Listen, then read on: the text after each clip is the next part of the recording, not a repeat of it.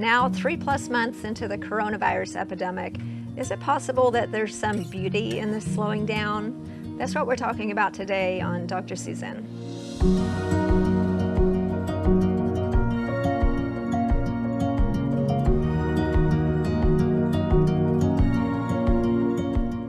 Hi, I'm Dr. Susan, and today we're talking about whether there is some beauty in all of this slowing down caused by the coronavirus pandemic. Like every time we start, I always like to start with just a moment of presencing, becoming present together. And since this is a show about slowing down, I might spend just a minute longer with you on this since we've had a little bit of practice already. So if you're in a space where you're able to do this with me, just become present by noticing your body in your chair. Perhaps your feet are on the ground. You can close your eyes or keep them open, whatever suits you. But just try to leave the past behind you and future worries outside of our current moment. And let's just come together here and present so we can talk about this really interesting time that we're in. While we're talking about slowing down, just to slow our own bodies down, it's actually physiologically and medically true that deep breathing slows our heart rate and our blood pressure and lowers those stress hormones like cortisol and adrenaline that cause us to want to fight or flee. So just a couple more deep breaths together, and then we'll be ready to be present and talk about this really interesting topic. So just coming back together. Hi everyone, welcome back. I was thinking the other day about this 1960s musical called Stop the World, I Want to Get Off.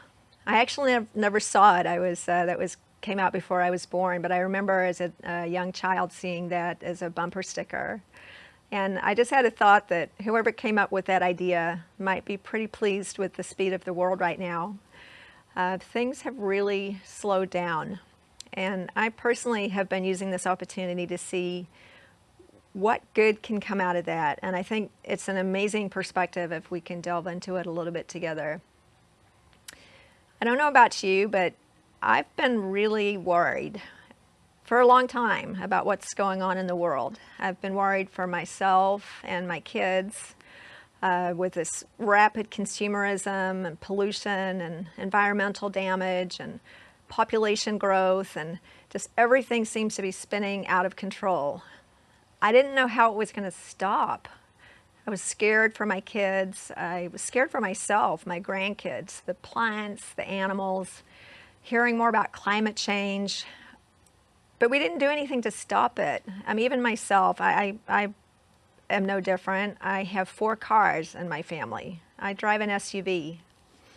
And somehow I thought that I could mitigate all that damage by being a vegetarian and being really, really gung-ho about recycling. So I found that rationalized it for me, but still I take airplane rides, which create a lot of pollution. I make tons of trash. I'm a consumer just like all of us. I get Amazon boxes delivered every day. I knew something was wrong, but I wasn't willing to do what I needed to do to make it change. I wondered what would happen that would make it bad enough that we would have to make it change. Some part of me knew that this had to change. I think all of us knew that it had to change. There have been lots of predictions that have been out there that the planet's going to implode and the human race will disappear within 100 or 200 years if we kept going at this pace. And we've all read this stuff. Most of us, like me, have sort of put it out of our minds. We've tried not to talk about it in front of our children. We've tried to pretend it doesn't exist. For me personally, I didn't want to give up the things that I'd have to give up in order to have that kind of lifestyle. But I knew something was going to happen. I wondered, was it going to be a nuclear war? Was it going to be just more climate change to the point that we couldn't ignore it so that all of our plants and animals were dying? Was it going to be some other kind of disaster? You know what I didn't think about, which is ironic because I'm a doctor? I didn't think about a pandemic. That didn't cross my mind. Obviously, a lot of other people did. I bet, like many of you, in the past month, I've watched Pandemic. I've watched Contagion. I've watched Outbreak. I've been fascinated by the fact that many, many people thought about the possibility that a pandemic could be an end of the world type of apocalyptic situation. Now, luckily with this particular pandemic, we're not facing an apocalypse. I think we were lucky that we were hit with a pandemic that seems to have a lower death rate than we originally predicted, something hopefully like 1%, but still something that has caused the world to stop. This is the only time in recorded history that the entire world has slowed down at the same time.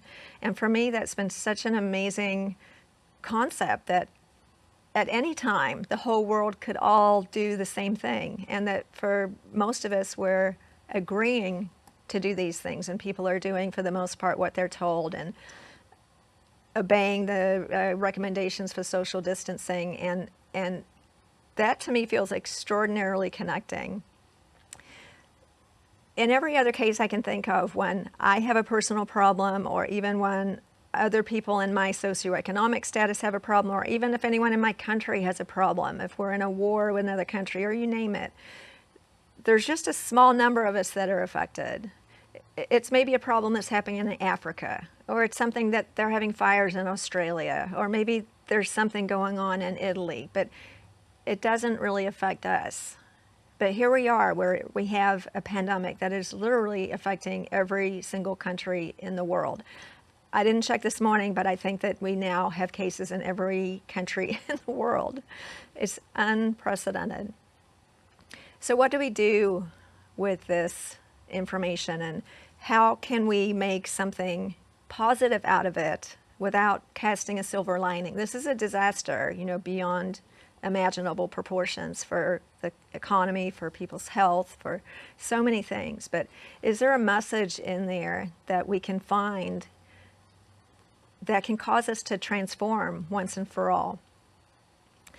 I read an article that was sent to me by a friend. I hope I don't mess up the name. I believe the author's name was Azra Buckham. I'm going to put that in the titles below to make sure I get it correct.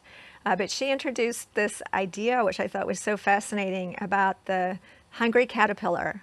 Now, we all probably remember the 1960s book about the hungry caterpillar. I read it growing up. I read it to my kids. I've still got it at home. As we remember, the hungry caterpillar ate and ate and ate and ate, and pages get turned, and he's still eating and eating and eating, and he got really, really fat, and then he was put in a cocoon, and lo and behold, it's sometime later he emerged as a butterfly. And that's a beautiful metaphor that's been used ever since the book was written in so many ways. But the way it was discussed in this context really hit me in my heart. Let me see if I can explain in a way that makes sense. My dad was a very, very wise Buddhist teacher. He was a spiritual teacher in his later years. And when I was a kid, he often used to say that you can't push nature too far because nature will push back. I did not understand what he was saying, but like a lot of other things that he told me, and hopefully things that I tell my kids, later as an adult I'll remember them. So when I remember him saying, you can't push nature too far because nature will push back, that introduced this whole idea to me of balance. Some people call it karma, or balance, which is that this is a law. It's a law of physics. It's not an idea, it's not a belief, it's not a faith, but it's a law that actions have consequences. So when I talk about karma in the sense that I'm discussing it, I'm not talking about what we sometimes discuss in the West, which is like karma is you do something bad, you're going to get struck by lightning, or if you're a bad person, bad things will happen to you. It's not like that. There's no man in the sky who's causing karma to happen. It's just nature's way that things balance out. When you push too far in one direction, things balance out in the other direction. So in the concept of karma in the situation that we're in, the idea that I'm resonating with is that nature has been pushed too far. And perhaps nature is giving us an opportunity to make a correction in an unprecedented way. We've never had an opportunity before to slow down. And even in this few months that we've slowed down, we've seen how nature has come back. We've all seen those stories about dolphins swimming in Venice and the skies clearing up in China. The sky is clear here in Houston. I'm driving down Houston freeways that are usually, 6 cars thick and chock-a-block with almost standstill traffic, and there are no cars on the road. I haven't filled my own car with gas for a month. So oil production is down, which is terrible for the economy, and it's heartbreaking that many people are losing their jobs over that. But on a different scale, the universal reduction in use of oil is helping pollution. This might be what is the answer to climate change. This might be the answer to what is the potential extinction of thousands of species of animals. This might be the way that we finally realize that in slowing down, we have some space to come up with a better solution. What we were doing, I think all of us can agree, with the exception of some very delusional people who are, some of whom are in charge of our country. No one with any sense can argue that the current trajectory of consumerism in the Western world could be a long-term proposition for prosperity or even survival. Yet none of us have had the courage, including myself, to do what it took to cause it to stop. We all know it's happening. I mean, how many international summits on climate change have we been to? How many movies have been made about it? How many articles have been written? How many pictures of sweet little animals that are about to go extinct have been put out there? We all know about it, but none of us want to give up our big cars, including me. I'm guilty. None of us want to give up our driving to work alone and use public transport. None of us want to walk around. None of us want to get smaller houses and give up eating animals, which is, by the way, one of the most major causes of climate change is animal agriculture. Many of us don't want to do that, but maybe now we have to. Who could ever tell us that we have to? Humans are so, including myself, we're so smart, we're so individualistic, and I think we've gotten to a point where we have lost touch with the fact that we actually are part of nature. And I can tell you that many people have completely lost touch with the fact that we're part of nature. Many of us don't ever put our feet on the ground. When I think about the millions and billions of people who live in the sky in concrete buildings and walk on concrete and may have never seen a tree or rarely seen a tree or played in the grass or looked up at the blue sky or seen the stars because they don't live in that situation anymore and their world is largely on a screen. And I'm talking about not only the younger generation but also many adults. Naturally, we've lost the heart understanding that we are deeply connected with nature. So it's not a nature versus human war, which seems to be kind of the way the Western world has set things up, that we're pushing nature as far as we can, squeezing the planet as much as we can to see what we can get out of her, without understanding that we actually are nature. We are animals too, living on this little tiny blue planet flying through space. And these beautiful pictures that astronauts took from space showing our beautiful blue planet makes it impossible to forget that there are really no borders separating us. When we pollute the ocean, there's not a line that prevents that from affecting everybody else. Everything that we do to our planet affects us. So when we squeeze nature, we're squeezing ourselves. And I think we're finally sitting in an opportunity to understand that. So going back to the hungry caterpillar, the idea that was brought up in this beautiful article, which I'll make sure that I acknowledge the author properly during this chat, is that nature has put us in a timeout. And I love that idea. Now, I don't have enough mystical belief to say that nature is a person who has come down and put us in a timeout, but it's just one of those karma things. It's just what happens. When you push nature far enough, nature pushes back. And in this case, we've been put in a timeout. It could have been by a nuclear war. It could have been by a massive climate change event. But in this case, it was by a virus.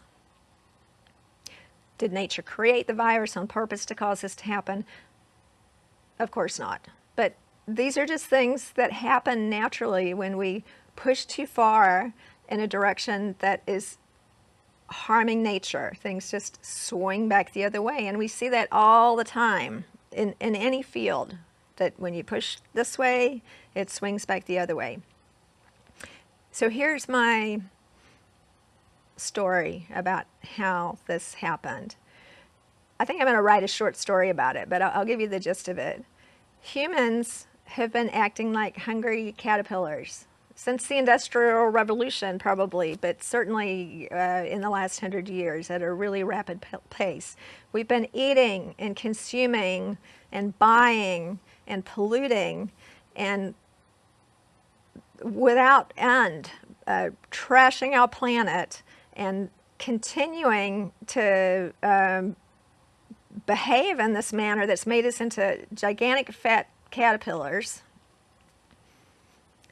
Now, using this metaphor, we've been involuntarily put into a resting state.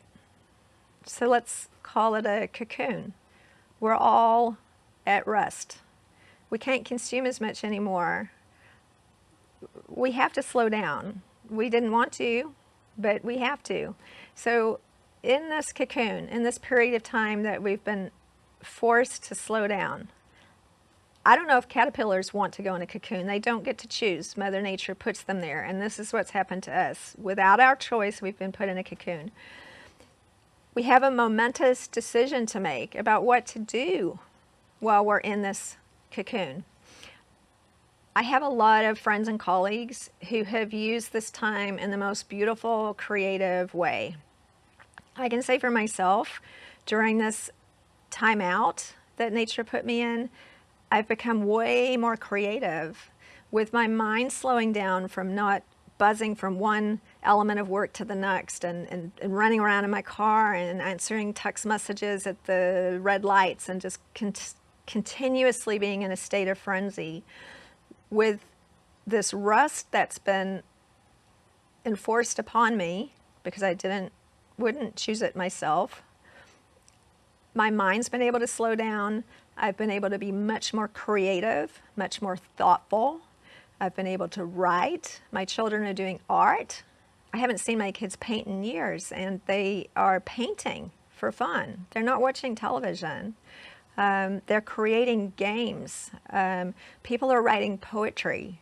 There's massive amounts of amazing writing and art that's coming out of this space.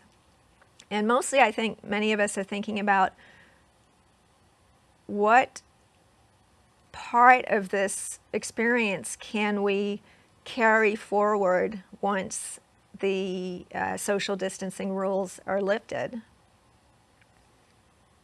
Butterflies or caterpillars come out of a cocoon in various ways. And I remember as a kid, we would grow monarch butterflies. We'd get the milkweed, and then we'd watch the caterpillars turn into the chrysalis or the cocoon, and then we'd watched them eventually hatch out as butterflies, and not all of them did very well. In fact, some of them didn't come out at all. They withered in the cocoon. Others came out too early, and their wings were not fully developed, and they died. And then a small number came out of the cocoon and flourished. So there isn't one way that this could go. But different than regular caterpillars, we have consciousness. So we can make a choice. And for myself personally and for my family, I'm spending a lot of time sitting still and contemplating or considering how I can transfer some of this new stillness and peace into what might happen when these social distancing rules are released. Are we going to rush back to exactly the way we were doing things before? I don't think so. I mean, personally, I think this is going to go on a lot longer than some people suggest, but I kind of hope that it does. If we were to go back to business as usual next week, probably we would go back to the same harmful patterns that would ultimately destroy the planet. If we have enough time, and I don't know how much time that is, maybe 6 months, maybe a year, my hope, my belief is that a large number of people are going to really have time to transform their ideas about the way we want to live going forward. To me, it feels like an incredible opportunity. It's the first one we've ever been given. If we don't succeed on this one, I believe nature will give us another one that'll be a whole lot worse. Maybe this is just a practice. And I don't want to be pessimistic, but since this is a natural force, it's going to happen again. So what can we learn from this that we can carry forward? Is there a way that we can take our reduced consumption, for example? I am no different. Every day at my house prior to the pandemic, I got 2 or 3 boxes from Amazon. We ordered everything online. I consumed at enormous rates. Now, do I still order from Amazon? Yes, but that's been cut down by about 90%, I would say. My driving has been reduced by about 90%. I'm doing a lot more walking. I'm doing a lot more interacting with people too. Even though we're not able to get together personally, I have interacted with way more friends in the past few weeks by Zoom or other social media platforms or what have you. So people are connecting. I'm seeing a lot of my neighbors outside, which is beautiful, sitting, drinking wine in folding chairs on their side of the street with their family, and conversing with a similar family sitting in their folding chairs on the other side of the street. Now, in my neighborhood, we never do that. People don't go outside. We're working all the time. We drive our cars in the garage and shut the door, and we don't see each other much. So there's so many beautiful things that can come out of this slowing down if we pay attention to them and look for them. And the key is going to be that we integrate them into our lives going forward. Many of us have been able to work at home. Maybe we'll be able to continue to do that more.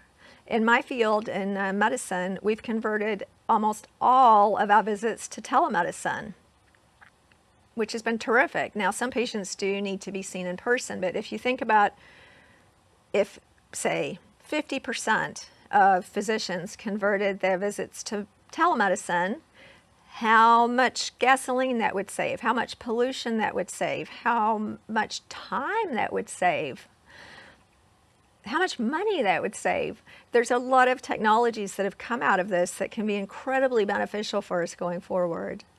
So I am hesitant to put a silver lining around this thing. It's a disaster beyond measure, but I have hope that it could be, and I want you to really think about this and see if you believe it. This could be what saves our planet. It's possible. If it's not this, it'll be something else like this. So my invitation is to consider what this slowing down has done that's positive for you. Many of us are panicking, and I understand why. I have lost half my income. I do surgery, can't do surgery anymore. There's a lot of ways that we could spin this negatively. But one thing that I have learned is that we can choose what we pay attention to. And I think that's one of the most important skills that I've ever learned. I could choose to pay attention to all of the negative consequences that are coming from this, financial or relational. We talked with Mary Jo Rapini last week about how families are struggling with being at home together. And I could focus on that. But I'll tell you something that happened this weekend that has never happened in my family before. I got all 3 of my teenagers to do a silly dance video with me together. And I could never get my 3 teenagers to ever do anything with me. I'm the last person in the world they want to interact with, obviously, because they're 15 and almost 17. But this has brought our family together in a really unique way, so that we're riding bikes together. We're actually interacting way more now than we did before. So just bringing you back around to that hungry caterpillar idea. We're in a timeout. We're in a cocoon. And when I think about myself being a cocoon, I'm a unique kind of caterpillar that has consciousness, and I can choose what to do. So I invite you to sit still, think, consider, look at the sky, notice the lack of pollution, pay attention to the news that you're reading about nature coming back. Even after a few months, nature is coming back. And you know what that means? That means we are coming back, because we are nature. We are nature. We're animals. We're living on this planet. If nature is coming back, we are coming back. And, I, for one, would love the human race to survive. I think we're pretty amazing. And I want my children and grandchildren to have a safe place to live. So I'll just end this with a quote. I'm going to misquote him. Albert Einstein said something like, "You cannot solve a problem with the logic that created the problem." We've got to solve this problem of climate change, overconsumption, too much trash, you name it, with a new solution that I think we can find in this space. Because in this space, this quiet time, we have the room to be creative and come up with some different solutions. And my last little plug is, if you haven't seen the movie WALL-E, which came out in 2008, Pixar children's movie, watch it. Put it on your list. After you've watched Contagion and all the other end of the world movies, WALL-E moved me more than any other movie I've ever seen in my life, and I saw it back in 2008 because it represented everything that I was afraid of that might happen to the world if we didn't make a change. I think it was an absolutely brilliant movie, and it won an Academy Award. Afterwards, I thought everybody was going to change the world because WALL-E was so scary about what might happen if we didn't. So nothing happened. Everybody went back to normal business as usual. But let's watch it again. You can watch it with your kids. It's a Pixar animated movie. We can have a future like the future shown in WALL-E, or we can have a future like what we're seeing now, where the grass is starting to grow again, the animals are starting to come back, the air is starting to clear. And when we're released from social isolation, let's not go back to how things were before. Let's not go back to how things were before. Let's try to keep a piece of this with us so that we can continue to take care of our planet and remember that we are nature. And we can do this together. This is nature hitting upside the head saying, it's time. She's giving us an opportunity. So think about that. I actually wrote a blog post about it with a little bit more detail that you might want to look at as well. Something I feel really passionate about. I'd love to hear your thoughts about this. You can connect with me on drsusan.com or at my office, completewomenscarecenter.com. Shoot me some ideas. I'd love to talk about it. Next week we'll be having a women's circle where we're talking about some of these issues live together. So I'll look forward to seeing you then. And I'll see you next week here on Dr. Susan.